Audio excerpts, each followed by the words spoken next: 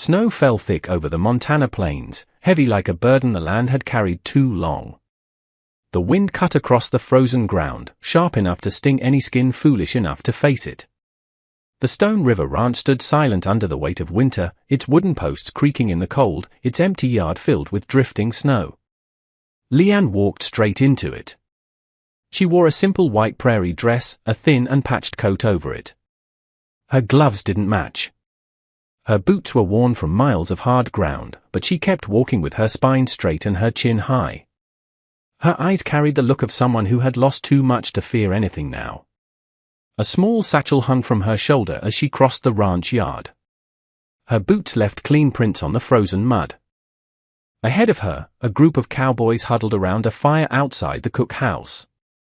They passed a flask, talking low through chattering teeth.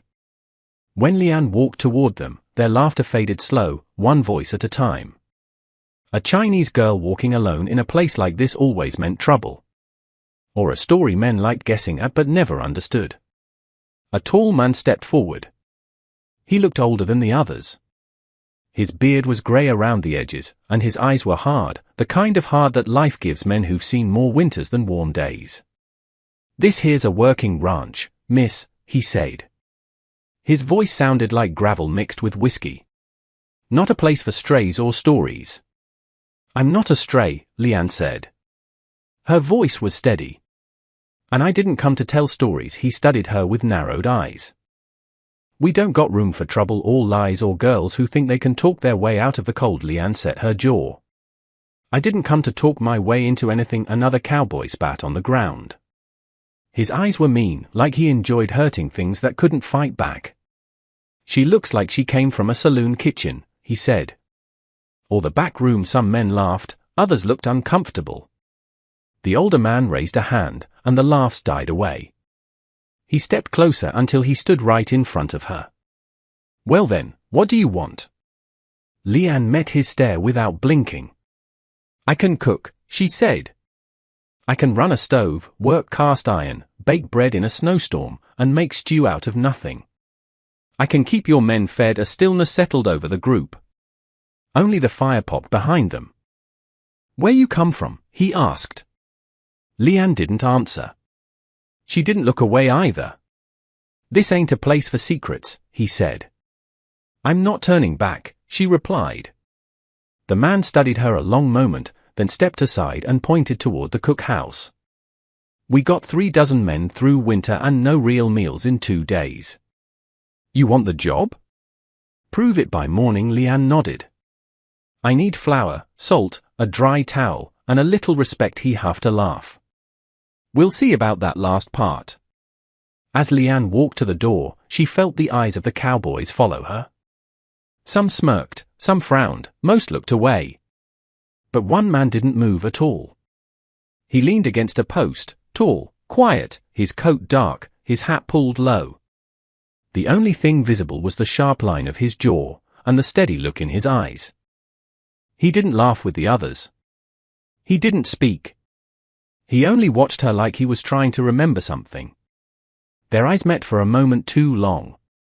Then Leanne pushed the door open and stepped inside.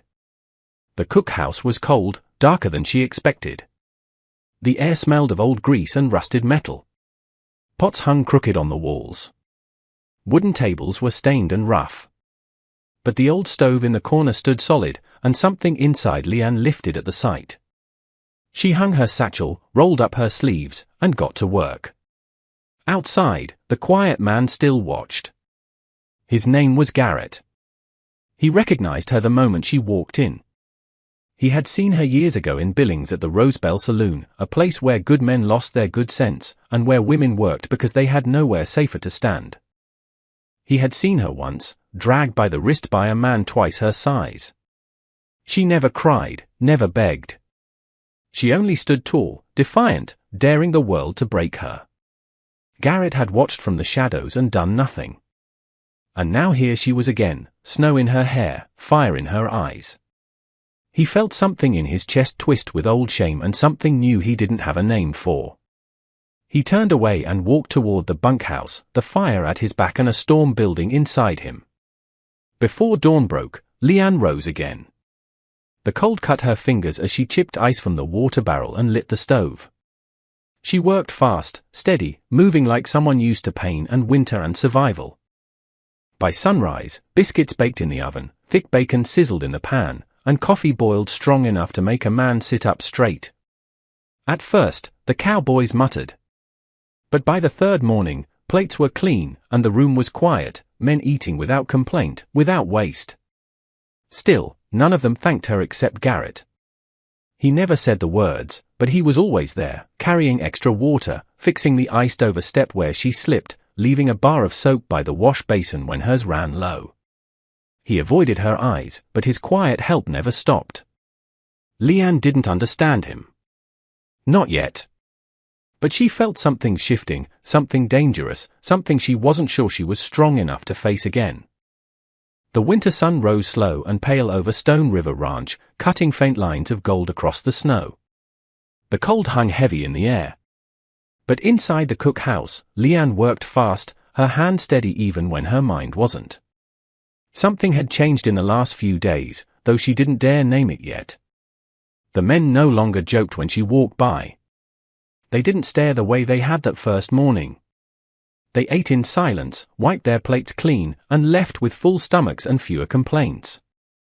A warm meal softened even the roughest cowboy, but Leanne knew respect did not come from food alone. It came from surviving long enough to see the next sunrise. Garrett was always the first one inside. He sat alone in the far corner every morning, lifting his hat only when she placed his plate before him. He never took more than his share. He never asked for anything special. Yet somehow he always knew when she needed firewood stacked, when the stovepipe needed clearing, when her hands were too cold to fetch water from the well. He didn't speak much, but he noticed everything.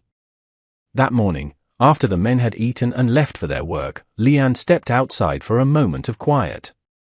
Snow covered the entire ranch like a white blanket pulled too tight. Her breath rose in small clouds. The cold bit her cheeks, but she felt safer in the open morning air than she had in years. The door creaked behind her. She turned and found Garrett leaning there, one hand on the frame, his hat pulled low against the wind. "You shouldn't be out here without a coat," he said. "I've been through worse than the cold," she replied. "I know," he said quietly. Something in his tone made her chest tighten. He didn't say it like a guess. He said it like he carried the truth with him every day. "Did the foreman send you?" she asked. "No, but then why are you here?" Garrett stepped out into the yard, his boots crunching softly in the snow. "I figured you should know," he said, "that tomorrow the ranch owner is riding in." Leanne brushed ice from her sleeve. "And why should that matter to me?" "Because the men respect him," Garrett said. "Whatever he says about you will decide whether you stay or go." Leanne's breath caught for a moment.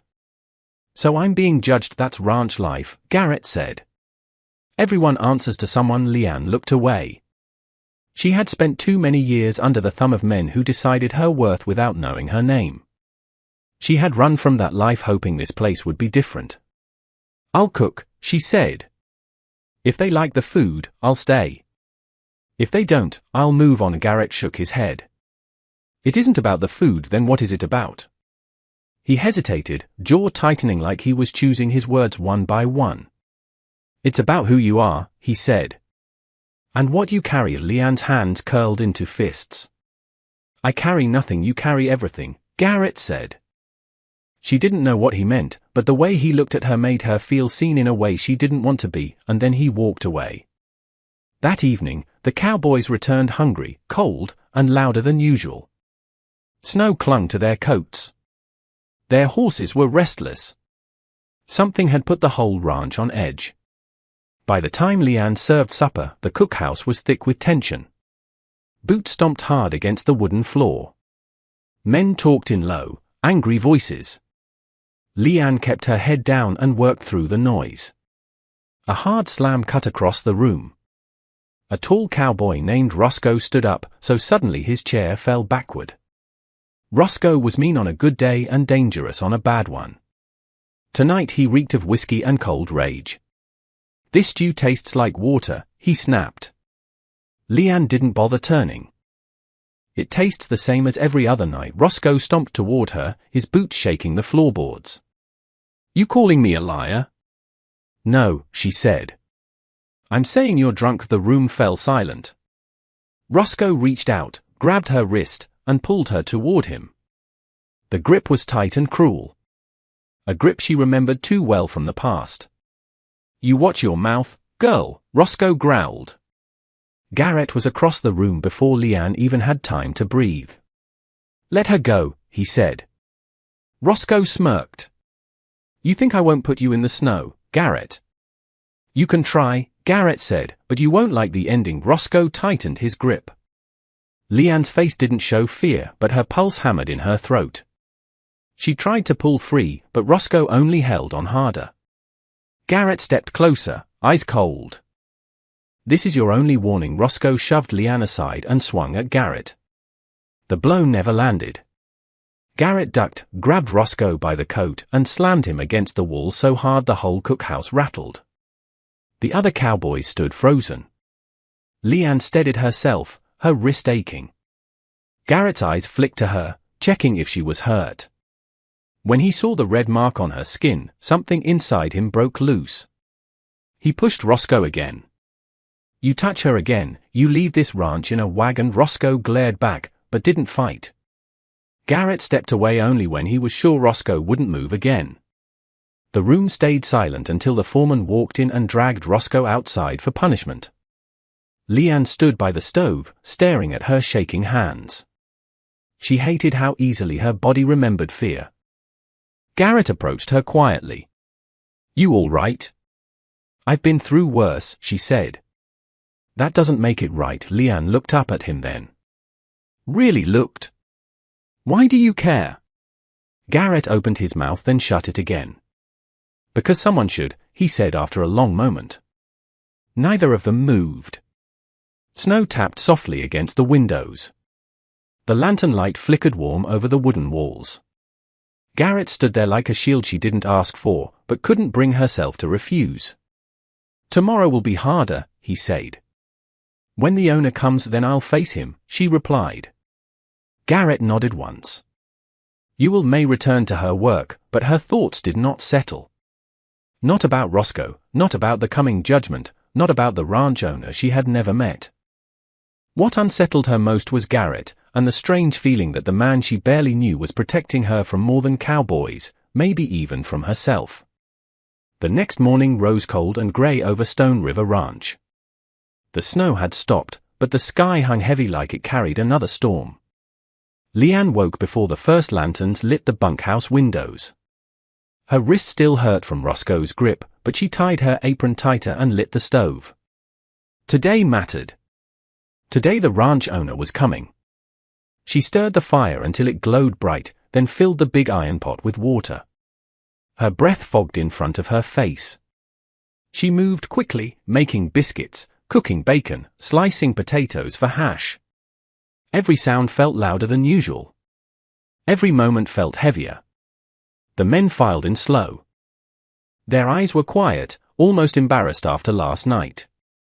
Roscoe wasn't among them. The foreman had sent him to shovel snow far from the ranch house until his temper cooled. Garrett entered last.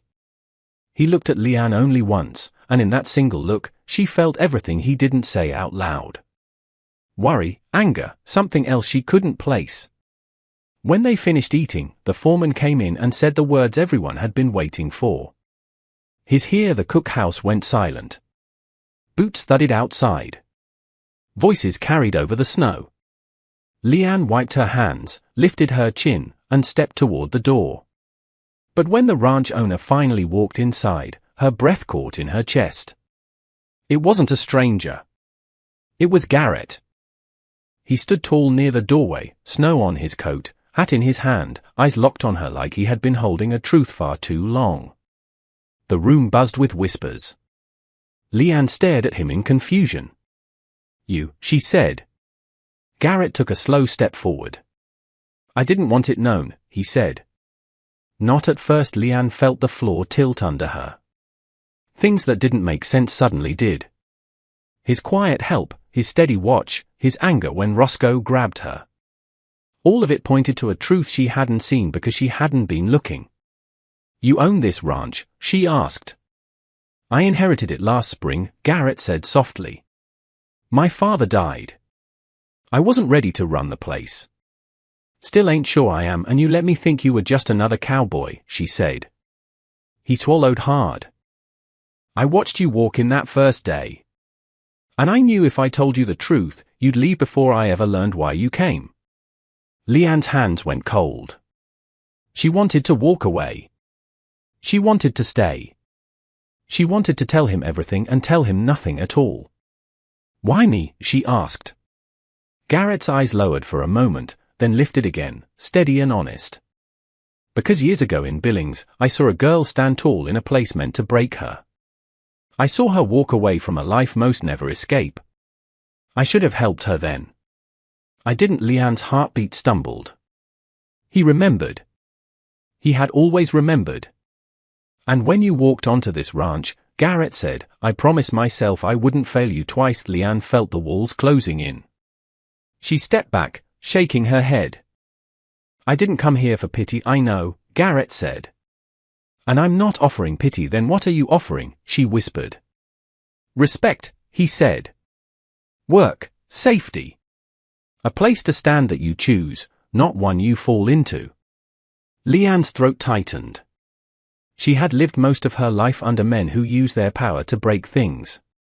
Garrett used his to build, to shield, to steady. He stood before her, not as a ranch owner or a cowboy, but as a man who saw her pain long before he knew her name. The foreman stepped inside. "Boss," he said. "Men are waiting. They want to know if she stays." Garrett didn't look away from her. "That's not their choice," he said. "It's yours." The cookhouse was quiet again. Leanne felt every pair of eyes watching her, but none weighed on her more than Garrett's. She had spent years running, years hiding, years believing every place she stopped was just another stop before someone hurt her enough to make her leave again. But here, something was different. She wasn't invisible. She wasn't used. She wasn't alone. Leanne took a slow breath. "I'll stay," she said. "As long as the men treat me fair they will," Garrett promised. "Or they'll answer to me and I work like everyone else," she added. "No special treatment." Garrett nodded. "You earned this place on your own, not because of me." The foreman nodded his approval, and the Cowboys relaxed. The tension in the room melted into the warm light of the lanterns. Garrett stepped closer, his voice low enough for only her to hear. "You deserve a life that doesn't hurt," he said. "If you'll let me, I'd like to help you build it." Leanne didn't know what her future held. She didn't know what storms would come. But she knew one thing as she looked at him. For the first time in years, she wasn't running. She was standing. And someone stood with her. "I'll cook breakfast tomorrow," she said quietly. Garrett smiled, small but real. "I'll be here." Leanne returned to the stove, lit a fresh fire, and felt warmth spread through the room and through her chest. The ranch outside was still winter cold, but something inside her had thawed for the first time in a long time. She had arrived lost. She stayed by choice, and for the first time in her life, she wasn't surviving. She was beginning again.